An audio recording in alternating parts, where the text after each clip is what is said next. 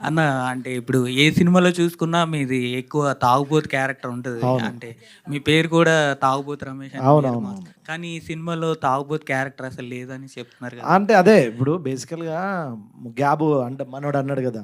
Gap వచ్చిందని prestige అంటే ప్రెస్టేషన్ ఏముండదు. ఏ క్యారెక్టర్ అయినా ఒక పీక్స్ వరకు వెళ్తాం. తాగుబోతు పీక్స్ చూసా గదా!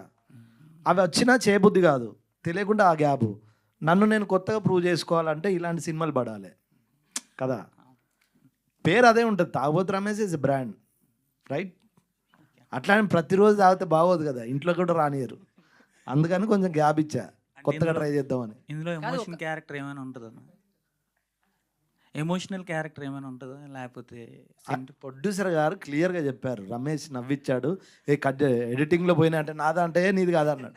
మళ్ళీ నువ్వు ఎమోషనల్ అంటున్నావు. ఓకే. నెక్స్ట్. అంటే ఇప్పుడు ఒక పెద్ద సినిమాలో సేమ్ మళ్ళీ తాగుబోతు క్యారెక్టర్ వస్తే చేస్తారా? లేకపోతే మళ్ళీ పెద్ద సినిమా, చిన్న సినిమా ఏముండదు బ్రో. నాకు నచ్చాలి ఫస్ట్. ఓకే.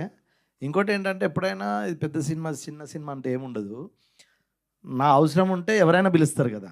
అట్లా అంటే చిరంజీవి గారి సినిమా కూడా చేశా కదా! 'భోలా శంకర'. ఒక్క సీన్ మందమే తాగుతాం. సినిమా అంతా తాగం కదా! అట్లా కొంచెం అవాయిడ్ చేద్దామని కొంచెం నేను బాగానే ఉన్నా కదా! బాలేనా?